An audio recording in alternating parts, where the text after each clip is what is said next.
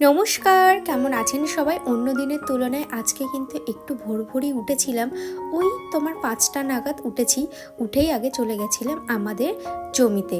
আমাদের মাঠটা কিন্তু খুব একটা দূরে না, কাছাকাছি। তো হাজব্যান্ডকে নিয়ে চলে গেছিলাম।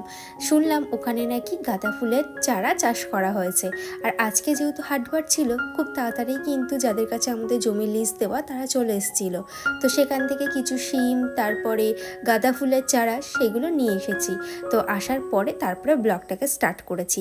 এসে আমার চা খাওয়া হয়ে গেছে, শুধু মাম্মামকে খাওয়াবো আর মাম্মামের পাপার জন্য একটু দুধ গুলে দেবো, ব্যাস হয়ে যাবে। আর এই নাইটিগুলো আমার ভীষণ প্রিয়, মানে আমি যে কটা নাইটি পরি সব কটা নাইটি আমার খুব প্রিয়, সেজন্য খুব যত্ন করে তুলে রাখি ওগুলো। মাম্মাম ঘুম থেকে ওঠার পরই না কিছু খেতে যায় না, তবুও ওকে জোর করে খাওয়াই। তো ভাবলাম ও যখন ফোন দেখছে এই ফাঁকে একটু ঘরটাকে ঝাড় দিয়ে নিই, দেন ওকে খাওয়াবো। আর ঘর ঝাড় দিচ্ছিলাম আর মাম্মাম কিন্তু তখন ওই যে দূরে বসে রয়েছে, খেলা করছে আর এদিকে ওদিকে ঘুরে ঘুরে বেড়াচ্ছে, আর এটা ওটা নিয়ে খাওয়া শুরু করে দিয়েছে। তো ভাবলাম আগে ওর দুধটা গুলে দেই, ওর পেটটা ভরা থাকলে নিশ্চিন্তভাবে ও খেলা করবে, আমিও কিন্তু ঠান্ডা মনে সংসারের কাজগুলো করতে পারবো। আর সকাল সকালে পার্পেল থেকে আমার জন্য একটা পার্সেল চলে এসছে, আর আমি অর্ডার করেছিলাম এই সিম্পলের ফেস ওয়াশটা। শুনেছি খুব ভালো, ফার্স্ট টাইম ইউজ করছি। আর এই যে ময়শ্চারাইজারটা আমি ইউজ করছি, এটাও কিন্তু আমি ফার্স্ট টাইম ইউজ করছি। আমার ছোটো মাসি ইউজ করতো, আমিও ছোটোবেলায় না এটা খুব মাসির বাড়িতে গিয়ে মাখতাম। তবে আমি খুব সার্চ করে দেখলাম যে ময়শ্চারাইজার হিসাবে কোনটা বেস্ট। তো এই 1 নম্বরে এইটাই দেখলাম। তো ভাবলাম এটাই ফার্স্ট টাইম আমি ইউজ করে দেখি কেমন কি লাগে, তারপর আপনাদের সাথে প্রপার রিভিউটা দেব। তো ওই দুটো জিনিস কিনেছি পার্পেল থেকে। টুকটাক তেমন কিছু কেনা হয় না, 2-3 বার কার্ডও করেছি, তবে আমি কিছু নেইনি যদি অরিজিনাল প্রোডাক্ট না দেয়। তো তারপর থেকে শুনলাম না পার্পেলেই আর নাইকাতেই কিন্তু অরিজিনাল প্রোডাক্টটাই আসে। তো যাই হোক, এদিকে ঘরের কাজে আমি লেগে পড়েছি। অনেকেই আমার কাছে জিজ্ঞাসা করেন, দিদিভাই সংসারটাকে কিভাবে চালাবো, কম খরচে কিভাবে সংসার চালাবো। দেখুন, কম খরচে আজকালকার দিনে সংসার চালানো কিন্তু খুব টাফ। তবে হিসেব করে যদি সংসারটা চালানো যায়, আমি যদি মনে করি এই টাকার মধ্যেই আমি সংসারটাকে চালাবো বা এই টাকাটাই আমি বরাদ্দ রেখে দেবো সংসারের জন্য, তাহলে কিন্তু আপনাকে সেই টাকার মধ্যেই সংসারটাকে চালাতে হবে। যেমন ধরুন, প্রত্যেক মাসে আপনার একটা করে গ্যাস লাগে। এই গ্যাসটাকে যদি একটু বাঁচানো যায়, একটু সঞ্চয় করা যায়, তাহলে কি করতে হবে, আপনি প্রত্যেকটা জিনিস সিদ্ধ করার সময় প্রেশার কুকার ব্যবহার করতে পারেন। প্রত্যেকটা জিনিস একটু ঢেকে ঢেকে রান্না করতে পারেন। তাহলে কি হবে, একটা গ্যাস অন্তত আপনার 1.5 মাস যাবে। আর ওই 1.5 মাসের মাথায় গিয়ে যদি আপনি গ্যাস তোলেন, তাহলে ইজিলি কিন্তু ওই গ্যাসটাও 1.5 মাস যাবে। এইভাবে কিন্তু আপনি সেভ করতে পারেন গ্যাসের ব্যাপারে। আর তেল, যদি সংসারে আপনারা তেল একটু কম খান, তাহলে দেখবেন মাসের শেষে অনেকটা টাকা আপনি বাঁচাতে পেরেছেন। সেই টাকা দিয়ে টুকটাক যা দরকারি জিনিস আপনার, বা কিছু খেতে ইচ্ছা করলো, বা কিছু রাখতে ইচ্ছা করলো, বা কিছু কিনতে ইচ্ছা করলো, সেই টাকাটা দিয়েই কিন্তু করতে পারেন। মেন হচ্ছে আপনার হাতেই সব কিছু। আপনি কিভাবে কাজটা করবেন বা আপনি কিভাবে সংসারটাকে ম্যানেজ করে চালাবেন, সম্পূর্ণটাই কিন্তু আপনার উপরে নির্ভর করছে। যতটা সেভ করে চালাতে পারবেন ততটাই কিন্তু আপনার ভালো, এবং আপনার শখগুলো বা আপনার ইচ্ছেগুলো কিন্তু ওই বাড়তি টাকা দিয়ে করতে পারেন। আমি যেমন বাড়তি টাকা দিয়ে মানে কুকিজ কিনি, তারপর আমন্ড বাদাম, ড্রাই ফ্রুটস, ওটস, এইগুলো কিন্তু আমি সংসার থেকে একটু একটু করে বাঁচিয়েই তারপরে কিন্তু এই বাড়তি জিনিসগুলো আমি কিনে থাকি, জানেন তো। তো আপনাদের সাথে কথা বলতে বলতে দেখুন আমার রান্নাও শেষ হয়ে গেছে। সকালে এই যে পুঁইশাক চচ্চড়ি আর বেলে মাছের ঝালটা করে গেছিলাম। আর এই দিন আনা হয়েছে বেশ কিছু কুকিজ। এটা হচ্ছে গুড ডে আর এটা হচ্ছে অরিও বিস্কিট। ফার্স্ট টাইম এই স্যুপের প্যাকেটটা নেওয়া হয়েছে, কেমন লাগে খেতে অবশ্যই জানাবো আপনাদের। আর কিছু মেরিগোল্ড বিস্কিট, তো এইগুলোই কিন্তু আমি আনা হয়েছে। তো এইগুলো জানেন তো আমি সংসার থেকে একটু একটু করে বাঁচিয়ে তারপরে কিন্তু এগুলো আনি। আর এগুলো যে আমি একেবারেই খেয়ে শেষ করে দিই বা আমরা সবাই মিলে খাই তা কিন্তু না।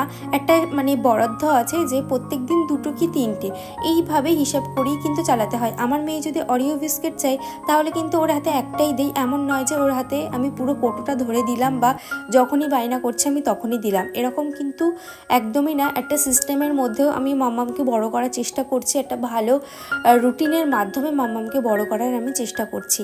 আর এদিকে দেখুন রান্নাঘরটাও দেখলাম একটু তেল চিটে ভাব এসে গেছে, সেজন্য একটু ভালোভাবে ক্লিন করে নিলাম। স্বর্ণালী আমাকে কমেন্ট করেছে, তুমি খুব হার্ড ওয়ার্কিং উম্যান, তোমার প্রতিটি কাজ খুবই ক্লিন এবং তুমি নিজেও অনেক পরিপাটি। আমি নিজেকে অনেক পরিপাটিভাবে রাখি, সত্যিই তাই, আমি এটা মানছি। আমি যতটা পারি নিজেকে গুছিয়ে এবং পরিপাটিভাবেই কিন্তু থাকতে পছন্দ করি এবং প্রত্যেকটি কাজও আমি পরিপাটিভাবেই করতে পছন্দ করি। আমার কাজে যদি কেউ খুঁত বার করে তাহলে মনে হয় যে নেক্সট টাইম থেকে ওই কাজটা আরও ভালোভাবে করতে হবে। বৃন্দাস কিচেন অ্যাকাউন্ট থেকে একটা দিদিভাই আমাকে কমেন্ট করেছে, খুব সুন্দর লাগলো ভিডিওটি, আর ওভেন পরিষ্কার করার টিপসটা খুব ভালো লাগলো, থ্যাংক ইউ সো মাচ। আর একটা দিদিভাই আমাকে বলেছিলেন যে এর ভিতরে যদি একটু বেকিং সোডা দেওয়া যায়, মানে গ্যাস ওভেন পরিষ্কারের ভিডিওটা আমি যে আগের ব্লগে দেখিয়েছিলাম তাতে যদি একটু বেকিং সোডা দেওয়া যায় তাহলে নাকি আরও ভালো পরিষ্কার হয়। তো ওই বেকিং সোডা আমি কোনোদিন ইউজ করিনি, নেক্সট টাইম থেকে যখনই করব ইউজ করে দেখব কেমন হয়। আর দেখুন এই গাছগুলো আমি আমাদের জমি থেকে নিয়ে এসেছি, আর এই দিকের এই গাছটা দেখুন হনুমানে একদম পুরো পাতা খেয়ে যাচ্ছে তাই অবস্থা করেছে। আর এই সাইডে এই টবটা তো ফেলেই দিয়েছিল নিচে, আমি আবার নতুন টবে গাছটাকে পুঁতলাম।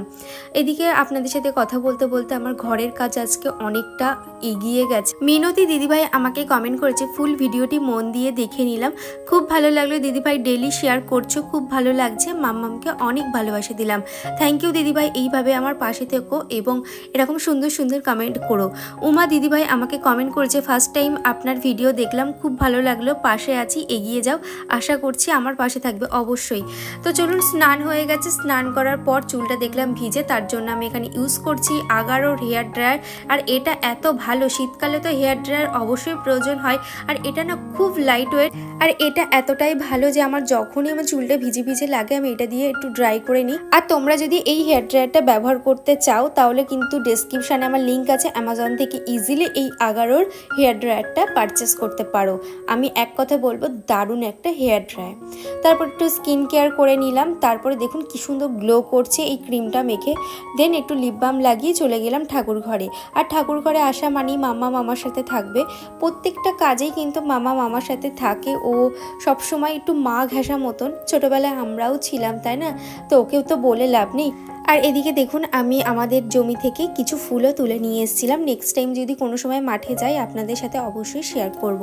নবনীতা দিদিভাই আমার সাথে কমেন্ট করেছে, গ্যাস বার্নার পরিষ্কার করার টিপসটা দেওয়ার জন্য থ্যাঙ্কস, তোমার ভিডিও দেখে এনার্জেটিক ফিল করি, ভালো থেকো। তুমিও ভালো থেকো দিদিভাই, আর এইভাবে আমার পাশে থেকো এবং সুন্দর সুন্দর কমেন্ট করো, আপনাদের ভালোবাসা আমার খুব দরকার।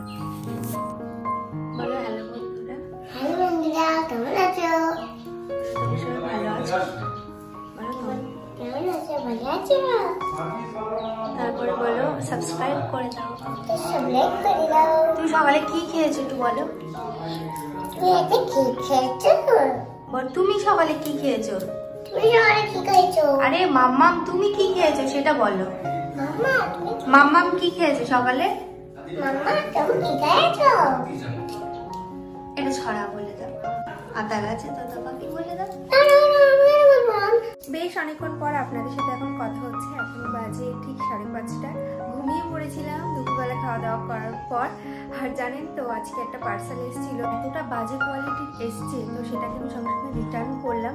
তো দুপুরবেলা শেষে ওইসব কাজগুলোই করছিলাম, তারপরে একটু ঘুমালাম, মাম্মাকে ঘুম পাড়ালাম, আর এখন বেজে গেছে 5:30, সন্ধ্যেটা দিয়ে আসলাম, এবারে খাওয়া চা। আর ভিডিওটা বড় করছি না, দেখা হচ্ছে নেক্সট ব্লগে, ততক্ষণ সবাই সুস্থ থাকবেন, ভালো থাকবেন।